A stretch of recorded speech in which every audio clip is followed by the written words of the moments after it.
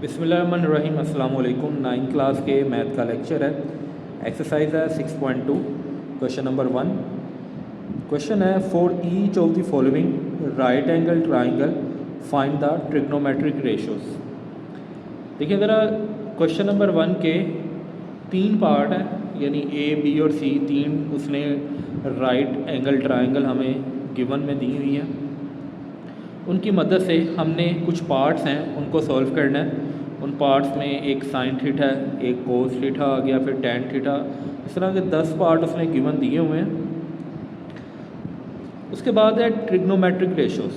Trigonometric ratios जो है वो हमने पिछली वीडियो में पूरा इसको डिटेल से समझा था कि ट्रिग्नोमेट्रिक रेशोज़ क्या होती हैं और साइन थीटा किसके बराबर होता है, कोस थीटा किसके बराबर होता है, और बेस, हाइपोटेन्यूस, परपेंडिकुलर, ये सारी चीज़ें हमने कर ली हुई हैं। ठीक है जी।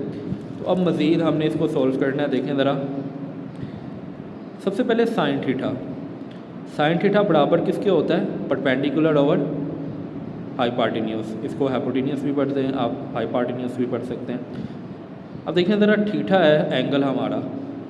अब इस ट्राइंगल के अंदर दो एंगल हैं, एक फाई है और एक थीटा है। अगर आप सारे पार्ट्स चेक करें ना 1 से लेकर 10 तक, उस कुछ जो ट्रिग्नोमेट्रिक रेशोज़ हैं उनके साथ थीटा यूज़ हुआ है और कुछ के साथ फाई यूज़ हुआ है। तो जब थीटा यूज़ हुआ है ना, तो इसका मतलब है थीटा के लिहाज से हमने इनको सॉल्व करना है। तो देखें ज़रा, एंगल जहाँ पे होता है ना, उस लाइन को हम बेस कहते हैं। ठीक है, बेस के ऊपर जो लाइन ऐसे सीधी आती है उसे हम परपेंडिकुलर कहते हैं, और परपेंडिकुलर और बेस को जो मिलाने वाली लाइन है उसको हाइपोटेन्यूस कहते हैं। तो देखिए ज़रा, मैंने यहाँ पे लिखा हुआ है साइन थीटा किसके बराबर है? Perpendicular over hypotenuse. तो ये परपेंडिकुलर है, ये हाइपोटेन्यूस है और ये बेस है। तो देखें ज़रा, परपेंडिकुलर 4 आ गया और हाइपोटेन्यूस क्या? 5। तो ये इसका आंसर होगा। ठीक है। इसी तरह कोस थीटा बराबर होता है बेस ओवर हाइपोटेन्यूस। तो बेस क्या है हमारे पास? 3 और हाइपोटेन्यूस क्या? 5। उसके बाद आ गया टैन थीटा। टैन थीटा बराबर होता है परपेंडिकुलर ओवर बेस। तो देखिए ज़रा, परपेंडिकुलर हमारे पास 4 है और बेस 3 है। तो इसका मतलब क्या होगा? ये आ जाएगा 4 ओवर 3। उसके बाद है सेकंड थीटा, ये बराबर होता है हाइपोटेन्यूस ओवर बेस। तो देखें ज़रा, हाइपोटेन्यूस 5 और बेस क्या है हमारे पास? 3। तो हम इसकी जगह पे पुट करेंगे, हाइपोटेन्यूस 5 आ गया और बेस हमारे पास 3 आ गया। उसके बाद आ गया कोसिकेंट थीटा, जो कि बराबर है हाइपोटेन्यूस और परपेंडिकुलर के। तो दोबारा से एक दफ़ा देख लेते हैं, हाइपोटेन्यूस 5 है और परपेंडिकुलर क्या है हमारे पास? 4। ठीक है जी। तो इसका मतलब है हाइपोटेन्यूस 5 लगाएंगे और परपेंडिकुलर आ जाएगा 4। अब 5 के बाद जितने भी हमारे पास पार्ट्स हैं उसके साथ फाई लगा हुआ है। ठीक है, यानी कोट फाई, टैन फाई। अब अगर यहाँ पे देखें, फाई यहाँ पे है, तो हमने इस एंगल के लिहाज से अब वैल्यूज़ लगानी है। देखें ज़रा, ये एंगल इस लाइन के ऊपर है, तो इसका मतलब है ये 4 इस एंगल के लिहाज से बेस होगा। बेस के ऊपर लाइन जो ऐसे सीधी आती है वो परपेंडिकुलर होती है, यानी अब ये बेस हो गया, ये परपेंडिकुलर। तो बेस और परपेंडिकुलर को मिलाने वाली लाइन जो है वो हाइपोटेन्यूस होती है जी। ठीक है, ये बेस, ये परपेंडिकुलर और ये हाइपोटेन्यूस। ओके। तो देखें ज़रा, हमारे पास कोट थीटा किसके बराबर है? बेस और परपेंडिकुलर के। तो इसमें बेस 4 है और परपेंडिकुलर क्या है? 3। तो इसका मतलब है 4 ओवर 3 आएगा। तो हम यहाँ पे लिख लेते हैं 4 ओवर 3। उसके बाद है टैन फाई, वो बराबर है परपेंडिकुलर ओवर बेस। तो देखें ज़रा, परपेंडिकुलर और आ जाएगा बेस, यानी 3 ओवर 4 आ जाएगा। तो हम यहाँ पे लिख देते हैं 3 ओवर 4। अब इसी तरह कोसिकेंट फाई है, ये हाइपोटेन्यूस और परपेंडिकुलर होता है, तो ये हाइपोटेन्यूस और ये परपेंडिकुलर। तो ये आ जाएगा आपके पास 5 ओवर 3। उसके बाद है सीकेंड फाई, ये बराबर होगा हाइपोटेन्यूस ओवर बेस। तो देखें ज़रा, हाइपोटेन्यूस और ये आ गई बेस, यानी 5/4 आ जाएगा जी। उसके बाद है हमारे पास cos फाई, जो कि बराबर होता है बेस ओवर हाइपोटेन्यूज। तो देखें ज़रा, ये बेस है, सॉरी ये बेस है इस एंगल के लिहाज से, ये बेस और ये हाइपोटेन्यूज, यानी 4/5 आना है हमारे पास। ठीक है, तो ये हमने सारी ट्रिग्नोमेट्रिक रेशियोज मालूम कर ली हैं। तो ये पहला पार्ट हमारा जो ए सेक्शन है वो सॉल्व हो चुका है। देखिए ज़रा, अब बी वाली जो हमारे पास डायग्राम है उसके अंदर थीटा यहाँ पे और फाई यहाँ पे। तो थीटा के लिहाज से सबसे पहले हमने सॉल्व करना है, पहले 5 जो ट्रिग्नोमेट्रिक रेशियोज हैं वो थीटा के लिहाज से सॉल्व होंगी। तो ये बेस, ये ऐसे जो लाइन आएगी बेस के ऊपर और परपेंडिकुलर, और इन दोनों को मिलाने वाली लाइन हाइपोटेन्यूज होती है जी। तो देखिए ज़रा, साइन थीटा है परपेंडिकुलर ओवर हाइपोटेन्यूज, तो परपेंडिकुलर 8 है और हाइपोटेन्यूज क्या है हमारे पास 17। इसी तरह कोस थीटा बराबर है बेस ओवर हाइपोटेन्यूज, तो बेस और ये हाइपोटेन्यूज यानी 15/17। इसी तरह tan थीटा बराबर है परपेंडिकुलर ओवर बेस, तो ये परपेंडिकुलर है और ये बेस, यानी 8/15 आ जाएगा हमारे पास।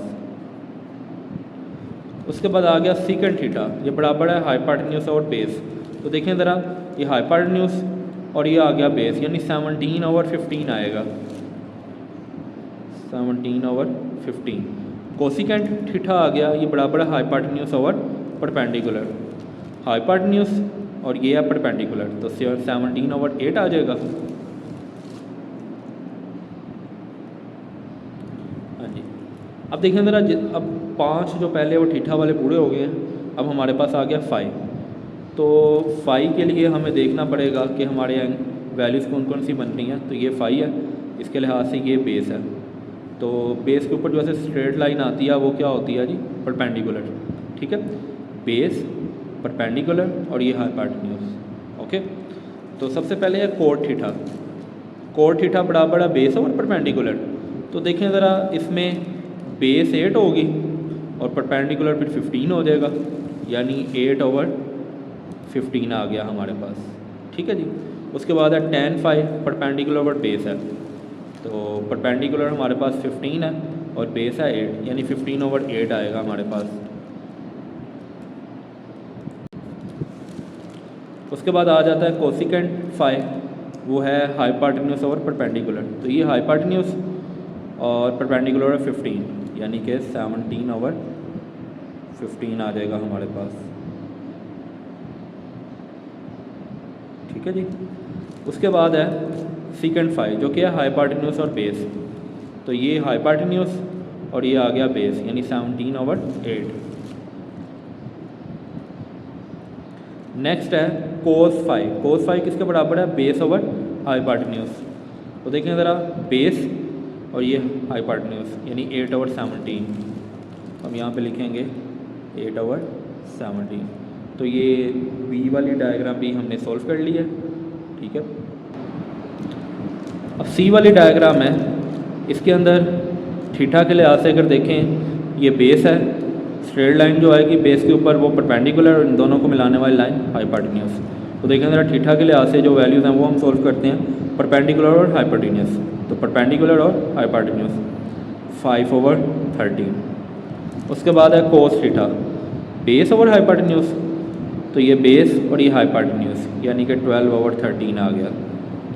उसके बाद है tan थीटा, जो कि बराबर होता है परपेंडिकुलर ओवर बेस। तो ये परपेंडिकुलर और ये है हमारे पास बेस, यानी 5/12 आ जाएगा जी।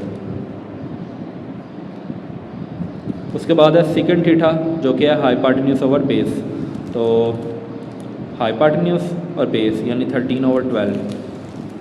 हम यहाँ पे लिख देते हैं 13 और नीचे आ जाएगा हमारे पास 12। कोसिकेंट थीटा आगे, वो है हाइपोटेन्यूज ओवर परपेंडिकुलर। तो देखें ज़रा जी, हाइपोटेन्यूज और परपेंडिकुलर, यानी 13/5 आएगा।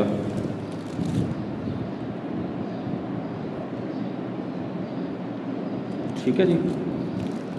अब फाई वाले हैं, तो उसके लिए फाई वाला देख लेते हैं, फाई वाली वैल्यू कैसे बनेगी। यहाँ पे एंगल बन रहा है फाई का, तो ये बेस है, ये परपेंडिकुलर और ये हाइपोटेन्यूज।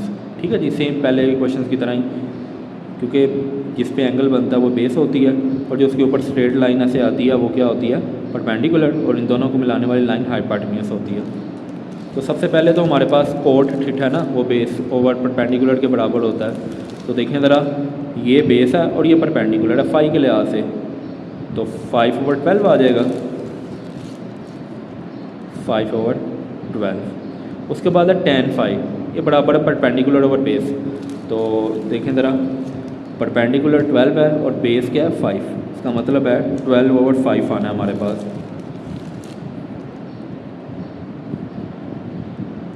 ठीक है जी। नेक्स्ट है हमारे पास कोसिकेंट थीटा, कोसिकेंट फाई, ये बराबर होता है हाइपोटेन्यूज ओवर परपेंडिकुलर।